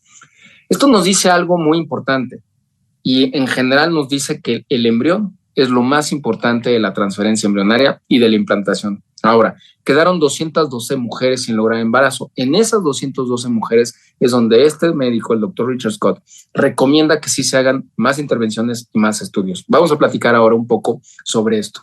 Entonces, lo que él dice es que la falla en implantación de embriones no estudiados sugiere un factor embrionario sin apoyar causas endometriales, inmunológicas o hormonales, y que solamente el 5% de incidencia en falla de implantación tras 3 transferencias de embriones cefaloides es lo que realmente va a pasar, y es realmente la tasa de fallo de implantación. Entonces, en la implantación hay señales embrionarias que actúan sobre células inmunitarias maternas para inducir una tolerancia inmunitaria. Esto lo sabemos. Hay una inflamación local que promueve la diferenciación endometrial y del tejido materno, pero no se ha logrado definir hasta esta última definición que les estoy presentando. Aquí se trata de hacer una gráfica en donde se ven los 3 fenómenos de implantación dibujados: aposición, adhesión e invasión, que son conceptos que tenemos desde hace muchísimo tiempo.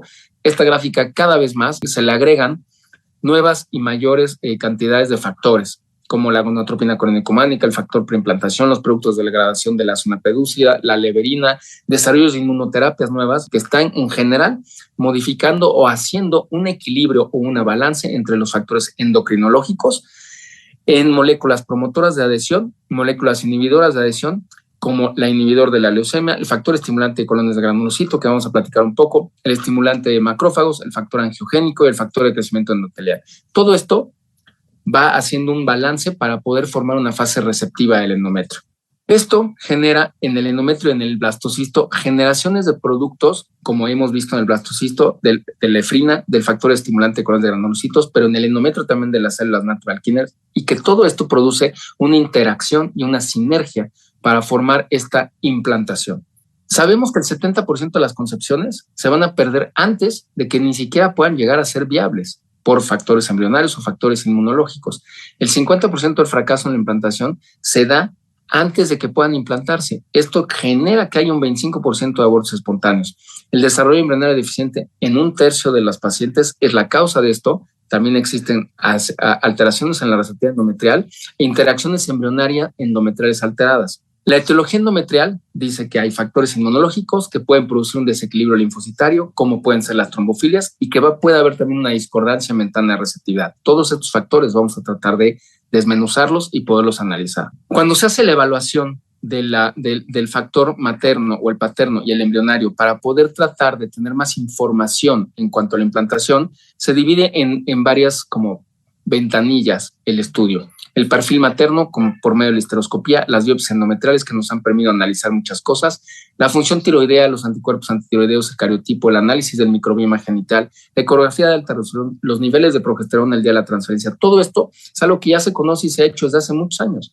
A nivel paterno, el cariotipo, la fragmentación de DNA, el FISH a nivel espermático, y en el embrión el PGC, el PGC, el PGTA y ahora el PGT no invasivo. Todo esto nos ha llevado a que durante años se utilicen diferentes marcadores de receptividad endometrial, el grosor endometrial, el volumen endometrial, el patrón del grosor endometrial, el flujo endometrial del endometrio, y todo siempre ha habido valores de mayor receptividad y valores de menor receptividad. También se han medido contractilidad uterina, por histeroscopía se ha inspeccionado el útero y se han tratado de encontrar endometritis. La relación de las células natural killers, que desde el 2001-2002 se han tratado de dilucidar su función para bien o para mal, y ahora los marcadores de receptividad endometrial por medio de inmunoensayos que nos permiten valorar genéticamente al endometrio para saber el momento de receptividad. Entonces, en el manejo se trata de no encontrar nada más intervenciones únicas. Creo que esto es una interacción de muchas causas que han llevado a hacer muchos empirismos. Este diagrama trata de encontrar un poco las causas del por qué se han buscado tantas cosas. Tenemos un pobre entendimiento de las causas. Las pacientes nos demandan unas respuestas. Empezamos a utilizar terapias empíricas basadas en pobre evidencia científica, lo cual lleva a que la industria de la reproducción asistida priorice la investigación en estas áreas, pero no a la velocidad que se requiere, porque hoy en día hay cientos de tratamientos llevándose a cabo utilizando diferentes tratamientos, casi todos empíricos o basados en niveles de evidencia que son experimentales. Entonces, creo que hoy tenemos que buscar hacer trabajos que puedan ser realmente definidos, uno, bien, a qué pacientes tenemos que hacérselos, que es por eso la definición quise ponerla al inicio, y dos, basados en ciencia real para poder tener un entendimiento correcto de cuáles pueden dar respuestas correctas o que simplemente han sido manipulaciones nuestras con intenciones buenas, pero que no han dado buenos resultados. Entonces, las estrategias para el manejo, esto todos lo sabemos. Es muy importante dar un paso atrás, mejorar el bienestar y la salud general, todos los factores adversos que conocemos del estilo de vida, tabaquismo, obesidad, vitamina D. No podemos hacer una transferencia embrionaria sin hacer una histeroscopía. No podemos hacer una transferencia embrionaria si no tenemos bien vigilado el ambiente hormonoendocrinol de estas pacientes, como es el hipotiroidismo y la hiperprolactinemia. Y a nivel de terapias inmunológicas es donde se están haciendo muchísimas intervenciones, pero basadas en artículos que no han sido al 100% justificados. Mediciones de células natural killers en sangre periférica, inmunoglobulinas, corticosteroides, tratamientos con intralípidos, factores anti-necrosis tumoral, factores estimulantes de colonias de granulocitos, sin tener evidencias claras de que podamos generar un bien antes de un mal. Entonces, las estrategias en el manejo, en cuanto a la estimulación ovárica, no hay mucho que hacer. Las técnicas de transferencia embrionaria han sido extremadamente estudiadas. Sabemos que es uno de los pasos cruciales.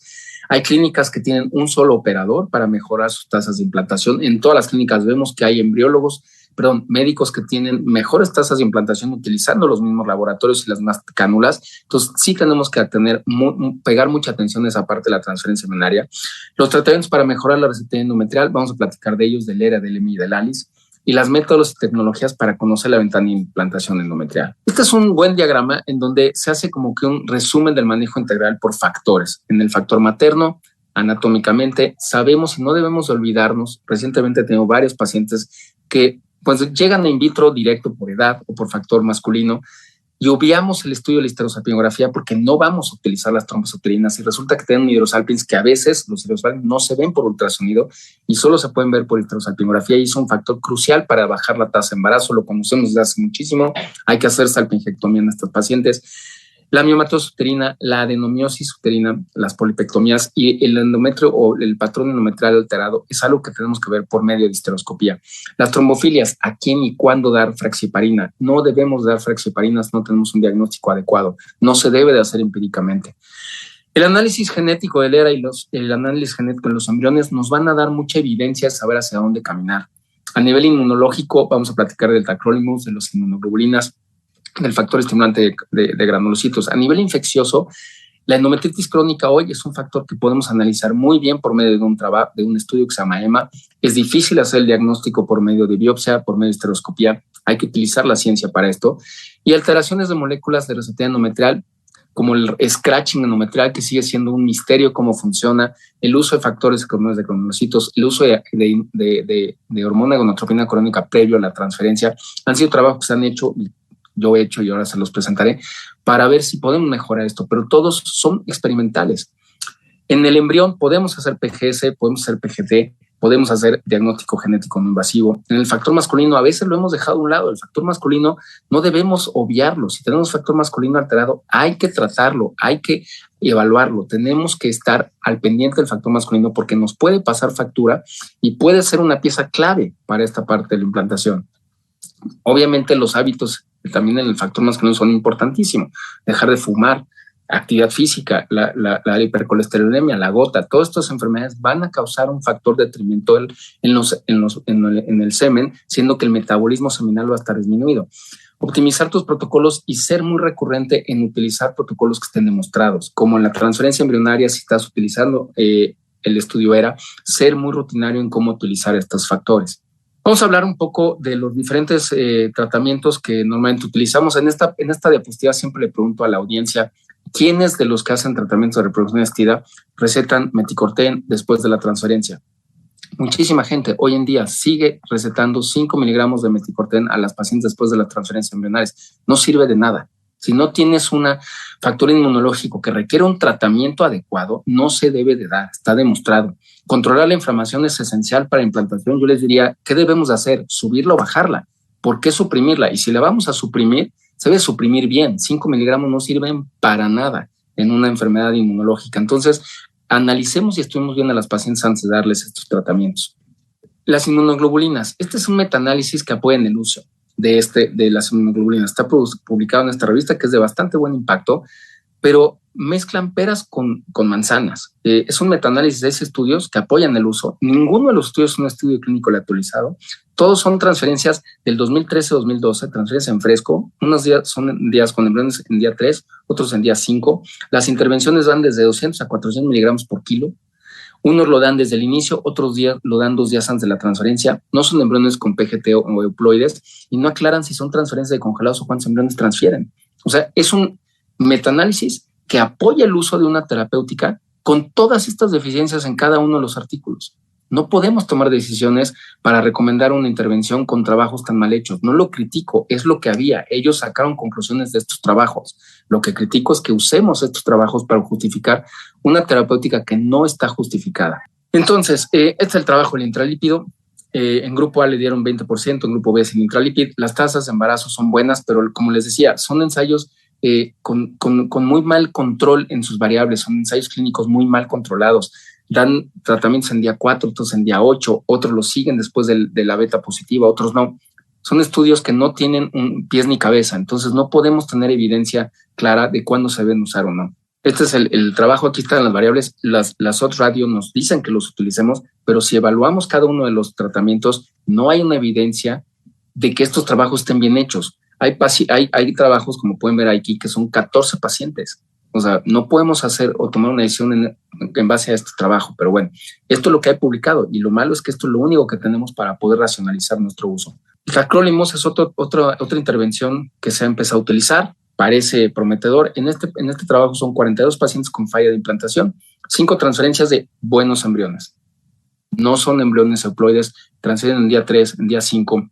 Todo lo basan en una elevación de la TH1 y TH2 en sangre periférica para decidir a quién se lo dan o quién no. Se ha demostrado que las NK en sangre periférica no correlacionan con las NK a nivel endometrial. Entonces, ¿cómo podemos recomendar un trabajo? Y este trabajo ha tenido una cantidad de citas, una cantidad de buena aceptación, porque el 64% tuvo un embarazo versus los que no utilizaron el tacrolimus. Pero es un trabajo. Es muy difícil replicar estos resultados y la realidad es que tiene muchísimos errores. Ahí está el trabajo para que lo revisen. A mí me suena muy difícil de utilizar trabajos o evidencia para justificar el uso de estos medicamentos. La medición de células NK uterinas es otra de las grandes tragedias que tenemos en esto. Esta es una medición. Nosotros hicimos este trabajo en perinatología en el 2002. No correlacionan ni en fallos de implantación, ni en pacientes fértiles o infértiles. La medición de CD56 y CD16 a nivel endometrial y a nivel sangre periférica no hay correlación, ni en fértiles ni en infértiles. Esto vuelve otra vez a decir que no existe una relación en pacientes fértiles e infértiles. Son trabajos que traje para que vieran esto. Estos son trabajos que hicimos nosotros. El utilizar hormona gonadotropina coriónica antes de la transferencia, lo usas porque necesitas o quieres ofrecerle algo a los pacientes. En nuestro trabajo que fue publicado en esta revista, sí mostró un beneficio, pero estábamos nuevamente utilizando pacientes en día 5, pacientes en día 3, o sea, me refiero a embriones, óvulos donados, óvulos propios, sin PGT. Es un estudio que tiene muchas deficiencias como para poderle decir que sí lo recomendamos. Lo que sí se definió después es que no afecta la implantación. El factor estimulante colonias de granulocitos. Nosotros hicimos una revisión de esto y vean el año 2012. Para mí es uno de los factores más importantes que hay. Está en todo el tracto reproductivo. El embrión lo produce, el folículo lo produce, el endometrio lo produce.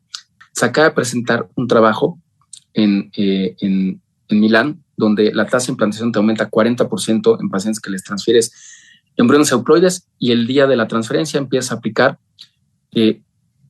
factor estimulante colonias de granulocitos en una dosis por kilo de peso, 20 microgramos por kilo de peso diario hasta la semana 6. Hay que buscar este trabajo, no solo lo estamos analizando. ¿En qué usar los fallos de 3 embriones euploides? Podría ser una opción hasta ahorita. Lo único que he visto de un trabajo bien hecho, aleatorizado, en pacientes que han definido bien la definición de fallo de implantación. El estudio de la resistencia endometrial y el estudio del PGT en los embriones no tiene mucho que discutirse. Entonces, para mí, el embrión o el endometrio es el culpable. Creo que en este caso yo seguiría deseando en que si no estamos usando embriones euploides, no podemos justificar utilizar terapéuticas alternativas. Si fallamos con embriones euploides, debemos de estar haciendo transferencias con ERA. Estos son nuestras estadísticas. 24% de las mujeres, estos son más de 800 ERAs realizados en nuestra clínica, están alterados. Si corregimos la ventana de implantación, vamos a fallar en 1 de cada 5 veces menos que si no lo hubiéramos hecho. Les recomiendo utilizarlo. Esto es nuestra tasa de embarazo, lo mismo que hizo Richard Scott, solo que nosotros solo tenemos 320 casos. 67% de embarazo en la primera transferencia, 62% en la segunda. Como conclusiones, no hay un consenso en cuanto a cómo definirlo. Yo usaría esta definición de Richard Scott. Si no hay definición, no hay criterios de inclusión para los estudios. Las intervenciones, todas las que les mencioné, son intervenciones aisladas, no han sido estudios clínicos aleatorizados. No se debe de obviar el protocolo de estudio completo. Debemos de individualizar a quién sí y a quién no hacer estudios de trombofilia y autoinmunidad. En mi opinión, si tienes 2 fallos o 3, ahí es donde debes de hacer estos estudios. No se han comparado con estudios con embriones euploides ninguna de estas terapéuticas. Se han mezclado transferencias frescas y congeladas y creo que vale la pena empezar a hacer siempre transferencias de embriones euploides. Para mí es el embrión el factor más importante. Y las intervenciones que podrían ser prometedoras, el tacrolimus, si se hiciera el estudio clínico aleatorizado, la inmunoglobulina también sonó bien, el intralipid podría ser opción, el factor estimulante colon de granulocitos ya tiene un trabajo publicado en Milán que está muy interesante y que parece que sí funciona. De los otros, ninguno tiene estudio con PGT y ERA. Hay que hacer estos estudios y hoy es difícil recomendar con buena evidencia alguna intervención. Para mí, la definición son 3 transferencias con un embrión euploide y ERA, entonces ahí sí estás teniendo un fallo de implantación. Se acabó mi tiempo, les agradezco mucho su atención. Estoy aquí para cualquier duda o pregunta. Gracias. Muy buenas tardes. El día de hoy vamos a hablar sobre transferencia de embrión único. Esto dando seguimiento a las pláticas relacionadas en el tema reproductivo por parte de la Academia Nacional de Medicina y agradeciendo a la invitación del doctor Saúl Vital para esta presentación. Que es importante recordar que el modelo de reproductivo se ve muy limitado al día de hoy. Cada vez más vemos parejas con infertilidad. ¿Qué es lo que cambia? Que tenemos que manejar un esquema de individualización para obtener objetivos, medirlos y poder optimizar nuestros tratamientos, pero también, por otro lado, tenemos que tener una estandarización dentro del laboratorio de reproducción asistida para que nosotros podamos generar estrategias que tengan mayor eficiencia, con indicadores muy precisos y que al final nosotros logremos un embarazo sano al nacimiento. Recordando un poco, sabemos que la probabilidad de embarazo va disminuyendo con respecto al tiempo. De tal manera que nuestro pico máximo pues, no sobrepasa el 20-25% y esto va disminuyendo con respecto al tiempo hasta encontrar una probabilidad menos del 5% en mujeres por arriba de los 40 años. Esto generado principalmente, ¿por qué? Porque tenemos un envejecimiento constante de la calidad ovocitaria y una disminución cuantitativa de su número. Si nosotros pudiéramos evaluar en mujeres jóvenes, la probabilidad de síndrome de Down viene alrededor de 1 en 750 en una mujer de 28 o 30 años, pero esto se incrementa sustancialmente después de los 40 años a razón de 1 en 80. Muchos factores que pueden estar relacionados desde desórdenes ovulatorios, factores uterinos, la presencia de endometriosis, etcétera, etcétera, dentro de lo que nosotros consideramos el estatus materno. Pero lo que no podemos olvidar es que el 85% del éxito reproductivo, sea en forma natural o con el uso de técnicas de reproducción asistida, está directamente relacionado con la salud genética del embrión. De tal manera que, ¿cómo nosotros podemos generar certidumbre alrededor de esto? Es que en forma temprana y expedita tenemos que definir variables objetivas y medibles. No podemos ya dejar pasar tiempo en la evaluación para generar una estrategia alrededor del tratamiento que necesitamos. La estandarización en el proceso. ¿Qué significa? Que nosotros tenemos que contar con metodologías muy estrictas y con el avance de la tecnología para llegar nosotros a generar un embrión de las mejores características. Y si nosotros queremos hacer transferencia de embrión único, dependemos específicamente de esta tecnología. Tener un programa de congelación tanto ovocitario como embrionario se hace importante. ¿Por qué? Porque en muchos de nuestros programas requerimos hacer diagnóstico genético y necesitamos la herramienta de congelación embrionaria para poder llevar a cabo este tipo de procedimientos. Hace 20 años nosotros hacíamos transferencias en un tercer día después de la fertilización y al tercer día teníamos 8 células. ¿Qué es lo que pasa? Que hemos ido avanzado. Simplemente el desarrollo de 2 días más hasta el 5º día nos genera pasar de 8 células a más de 180. Sabemos que entre el 4º y 5º día se da la activación genómica. Podemos evaluar el desempeño espermático, entonces esto nos da herramientas diferentes. Entonces, pues nosotros podemos hoy observar, evaluar, tener en cuenta que cuando tenemos estos embriones de características especiales, pues tienen un desempeño diferente. Y al día de hoy podemos nosotros hacer diagnóstico genético embrionario. ¿Qué significa? Que con la nueva tecnología de secuenciación, nosotros podemos obtener evaluaciones mucho más específicas. ¿Para qué? Pues para evitar la transferencia de embriones que pueden tener algún defecto cromosómico. Por ende, nos aumenta la tasa de embarazo clínico y tenemos un devenir gestacional diferente, ya que prevenimos tanto el embarazo múltiple como la probabilidad de aborto espontáneo. De tal manera que este es el objeto que buscamos, tenerle el reconocimiento de las cromosomopatías más frecuentes que conocemos en el día a día, pero que anteriormente no podíamos diagnosticar. Para esto, nosotros sabemos que si tuviéramos ciclos, observen ustedes en las columnas azul de un color más claro, si nosotros hiciéramos técnicas de fertilización in vitro sin el uso de la tecnología de diagnóstico genético, pues esto va a ir disminuyendo. Nuestra probabilidad de embarazo probablemente sea entre el 40 y 45, y esto va a disminuir por abajo de un 10% en mujeres por arriba del 42%. Pero si nosotros logramos un embrión sano genéticamente hablando, la probabilidad de embarazo se mantiene, y al día de hoy estamos prácticamente por arriba de los 70%, independientemente de la edad que estemos revisando. De tal manera que hacemos menos intentos y tenemos mayor probabilidad de un resultado satisfactorio.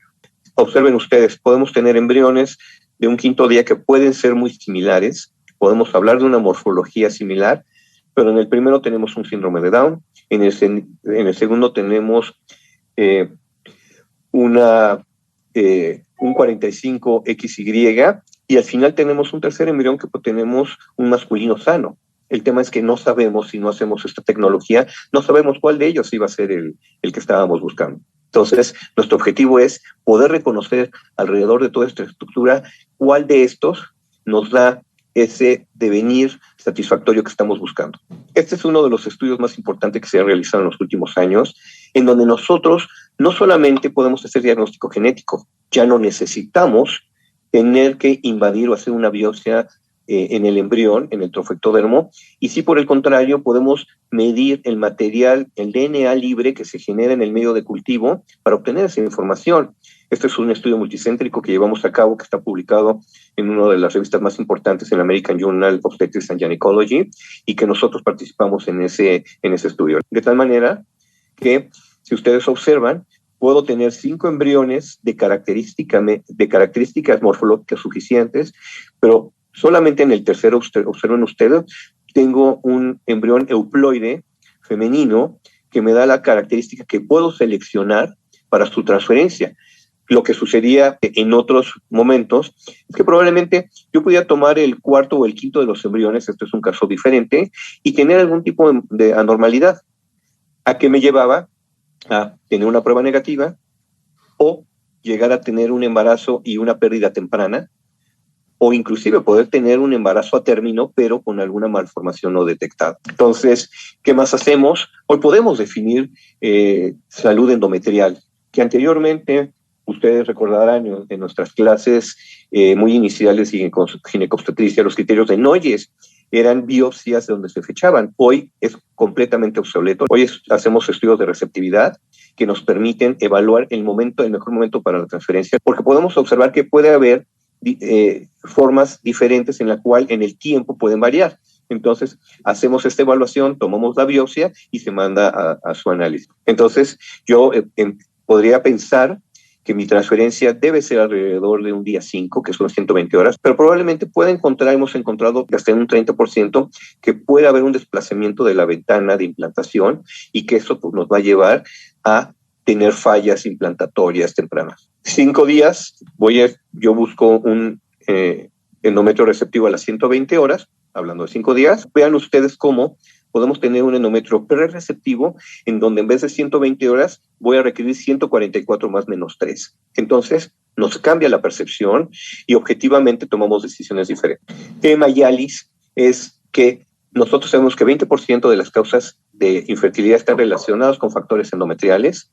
Hasta un 30% puede haber patógenos que pueden estar relacionados con la falla implantatoria, pero también sabemos que debe de haber un balance de bacterias saludables que puedan llevar este equilibrio para que nosotros podamos tener ese endometrio que se llama receptivo. Entonces, de tal manera que nos permita, de una u otra manera, poder nosotros definir que la herramienta que estamos buscando, cuando hablamos de embrión único, sea específicamente aquella que podamos nosotros simplificar el proceso. Ya no es como lo hacíamos hace 20 años que transferíamos 3, 4 embriones. Hoy, si nosotros tenemos un embrión sano, genéticamente hablando, con el uso del PGTA, vamos a identificar esas aneuploideas antes de la implantación. El hecho de que yo pueda evaluar la receptividad endometrial y la microbiota permitirá un ambiente endocavitario más favorable para la implantación de ese embrión. Por supuesto que la técnica de transferencia, como el médico, la experiencia que se lleva a cabo, juega un papel importante. Pero al día de hoy todavía, aunque hemos avanzado, hemos alcanzado tasas por arriba de lo que la naturaleza nos puede dar, todavía dependemos de múltiples variables que están ancladas en el uso de esta tecnología, en la individualización de estos procesos, pero que sí nos permiten generar estrategias para que nosotros podamos resolver satisfactoriamente cada una de estas partes. Y con esto agradezco la atención, la invitación a esta honorable Academia Nacional de Medicina, con el objetivo de poder expresarles lo que al día de hoy estamos buscando en este marco. Muchísimas gracias.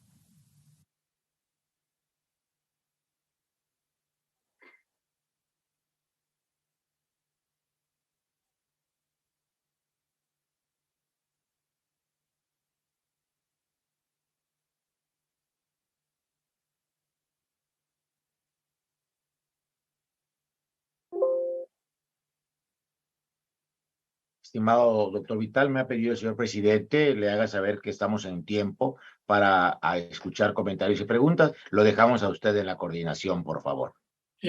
Muchas gracias.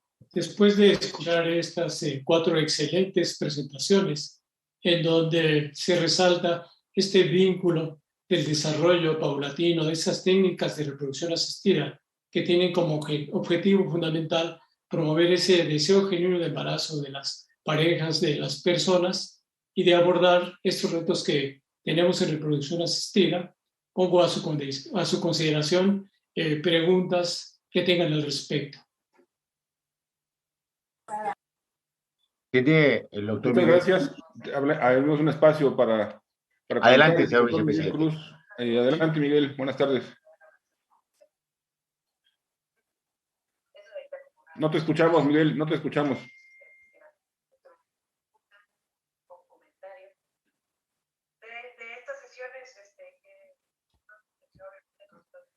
No te escuchamos, Miguel. Si quieres, doctora Gerson, Raquel, ¿cómo estás? Adelante, por favor, Raquel. Muchas gracias, doctor Fajardo. Muy bien. Y realmente agradezco todas las pláticas y ponernos en actualidad.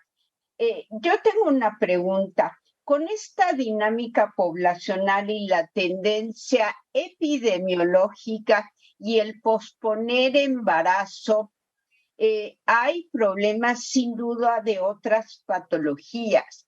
Se dice que hasta el 65% hay problema de infertilidad. La pregunta aquí, después de los 40 años, la pregunta aquí es hay problema de otras patologías y me refiero a neoplasias. El hacer tratamiento de fertilidad no altera la sobrevida con las neoplasias hormonosensibles. Si hablo de mama y ovario. Entonces, mi pregunta dirigida especial es, estas pacientes que se les diagnostica cáncer de mama y requieren tratamiento hormonal por 10 años, prácticamente pierden el tiempo de la fertilidad. el tratamiento de fertilidad requiere tratamiento hormonal que da riesgo al cáncer. ¿Cuál sería la propuesta en 10 años de tratamiento hormonal? En cada principio, tener ositos autólogos para que tengan 10 años del tratamiento hormonal o darles vacaciones y arriesgar el cáncer. Gracias, Raquel. Doctor Vital, adelante, por favor. Sí, doctor Pérez Peña, ¿quisiera usted contestar esta pregunta? Sí, se ha avanzado notablemente en hacer preservación de fertilidad en pacientes que se enfrentan a estas neoplasias hormonodependientes. Más que nada, cáncer de mama, fundamentalmente es el que vemos en esa edad. Y cada vez convencemos más a los oncólogos que podemos hacer tratamientos con medicamentos que no eleven en forma importante los estrógenos por un corto tiempo, y cada vez tenemos mejores respuestas de ellos. Y entonces preservamos óvulos o preservamos óvulos fecundados de acuerdo al tipo de pronóstico que se le de esa paciente. Pero realmente es mucho lo que se está avanzando para ofrecer fertilidad, como las mujeres que tienen cáncer. Antes se les trataba como que aquí lo único que importa es su vida, pero ya realmente se ha avanzado mucho en el pronóstico de vida de las pacientes con cáncer de mama. Y actualmente el trabajo conjunto de biólogos de la reproducción con oncólogos ha permitido implementar estrategias para ofrecerles mucho mejor pronóstico y aumentar ese potencial de fertilidad. Gracias. Doctor Fajardo, ¿puedo nada más complementar? Por favor, Raquel, adelante. ¿Existiría la oncofertilidad de precisión, doctor Pérez? Y me refiero a las pacientes con gen relacionado al cáncer de mama o al cáncer de ovario. ¿Podríamos hacer esas pacientes por madre con el gen conocido o las pacientes genéticas o predisposición familiar, sugerirles, en lugar de buscar quitar los ovarios, guardar desde un principio cuando sabemos que hay mujeres genéticamente predispuestas? Sí, gracias por la pregunta, doctora. Es muy, muy interesante. Cada vez se están haciendo más esfuerzos en biología de la reproducción para tomar en cuenta cosas que no solamente se presentan al nacimiento. Es decir, esta predisposición a desarrollar enfermedades de edad adulto, en la edad adulta es muy importante, pero no todo es genética ni todo es epigenética. Y entonces el saber el tener este panel para poder predecir esto nos permite tomar medidas preventivas muy adecuadas. Yo cada vez soy más consciente de que van cambiando las tendencias en la vida moderna y la gente, por razones completamente válidas, deciden posponer embarazos, aún sin tener predisposición a cáncer, aún sin tener otras cosas. Yo creo que cada vez va a haber más necesidad de preservar gametos en edades tempranas y esto va a ser muchísimo más eficiente. Muchas gracias. Gracias, gracias, doctor Fajardo. Sí, doctor Fajardo, yo quisiera agregar algo que me parece relevante. Tenemos problemas en salud reproductiva. Y el cáncer de mama es un problema sumamente importante. Ha habido un cambio demográfico importante. Los factores de riesgo que teníamos antes existen, pero ahora tenemos cáncer de mama en mujeres jóvenes. Y existe heredabilidad y se han identificado genes que predisponen a todo esto. Cuando tenemos en el escenario real, institucional o en nuestra práctica privada, de estas pacientes jóvenes que desean preservar la fertilidad, tenemos dilemas. Y estos paneles genéticos que se ofrecen y que son importantes son de una ayuda sumamente importante. y todavía necesitamos romper esa brecha que tenemos entre el manejo multidisciplinario del oncólogo, el ginecólogo y biólogo de la reproducción en estas pacientes. Y es importante señalar que actualmente personalizar, individualizar o la medicina de precisión en estos casos es sumamente importante, y poner en la balanza la morbilidad y mortalidad del cáncer de mama con esta necesidad social, cultural y los aspectos biológicos que ya se abordaron. Es un tópico sumamente interesante y afortunadamente esta área de oncofertilidad va creciendo paulatinamente. Muchas gracias. El doctor Miguel, adelante, doctor Vargas.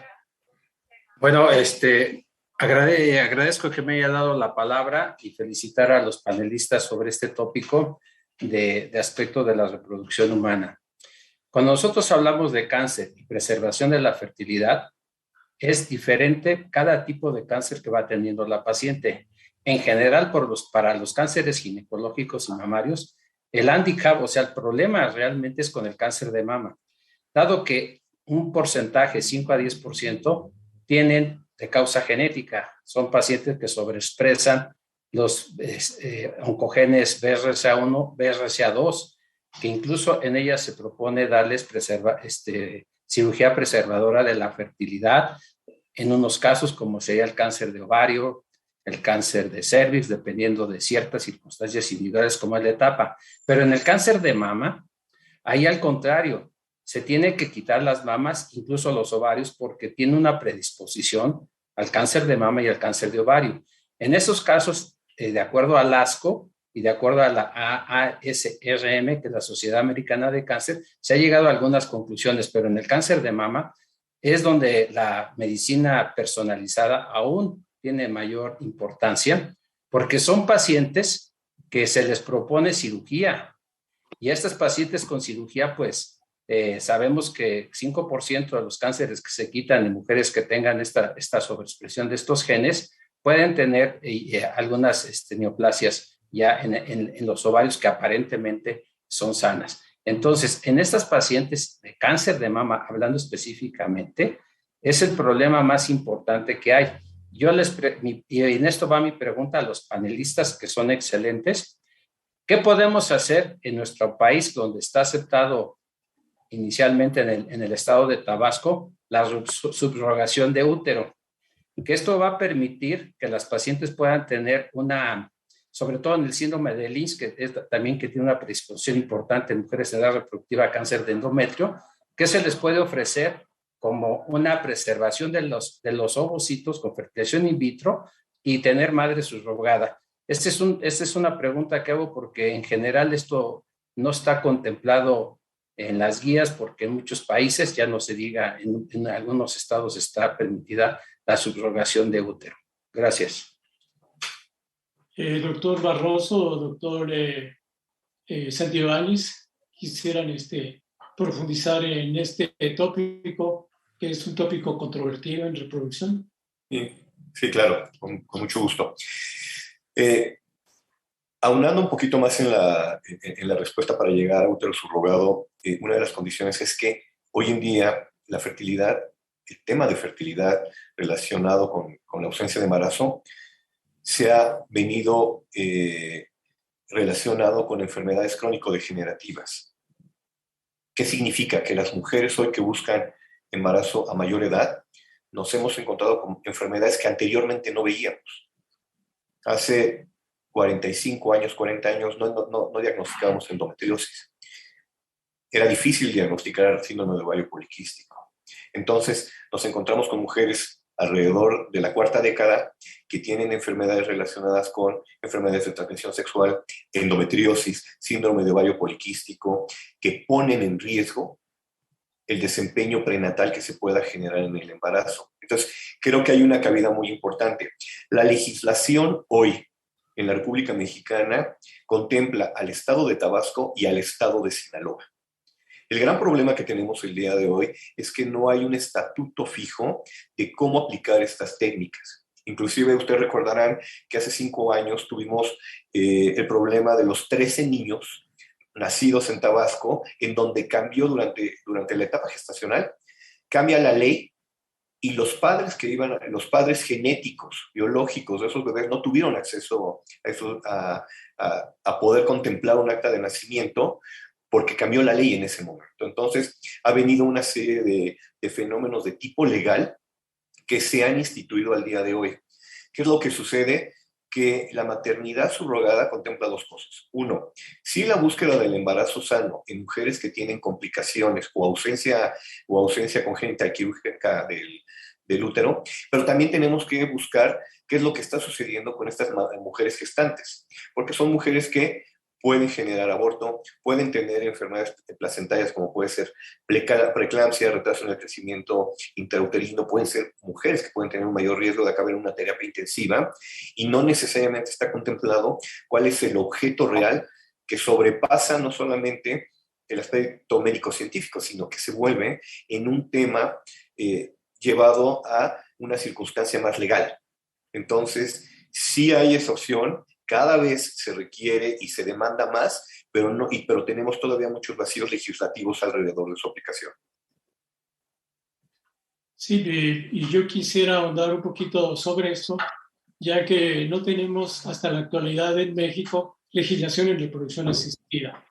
Y esto que ha pasado en Tabasco y en Sinaloa nos ha rebasado, porque el problema que ha habido es que tradicionalmente manejamos parejas infértiles y ahora respetamos la necesidad de cada persona.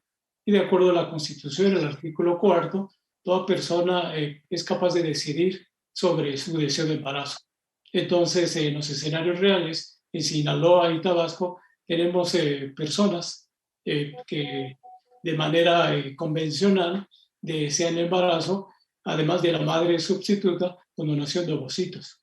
Entonces nos metemos en más problemas. Esa pregunta del doctor Víctor Vargas es sumamente importante porque son huecos en donde ni los consensos ni las guías los abordan y son problemas que pueden tener un contexto bioético y que pueden generar también repercusiones legales.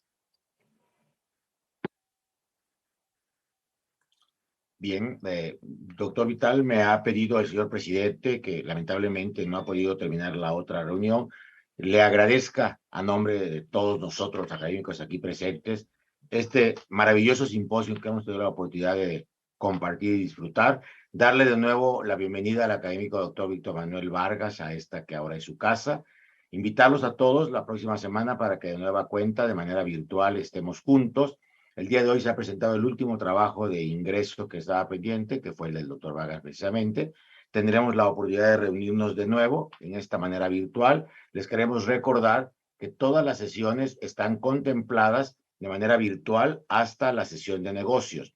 La próxima semana hablaremos de las farmacodermias, de la novedad a la advertencia. Con la venia del señor presidente y agradeciéndoles a ustedes a nombre de él y doctor Fajardo la atención, despedimos esta transmisión. Agradecemos a todos los maravillosos ponentes que hoy escuchamos. Gracias, doctor Vital, por convocarlos. Gracias a todos los presentes. Nos vemos la próxima semana. Que pasen ustedes muy buena tarde. Muy buena tarde y nuestro agradecimiento. Hasta pronto y gracias por todo. Gracias. Hasta pronto. Felicidades, doctor. Hasta pronto. Muchas gracias, doctor Gerson. Gracias.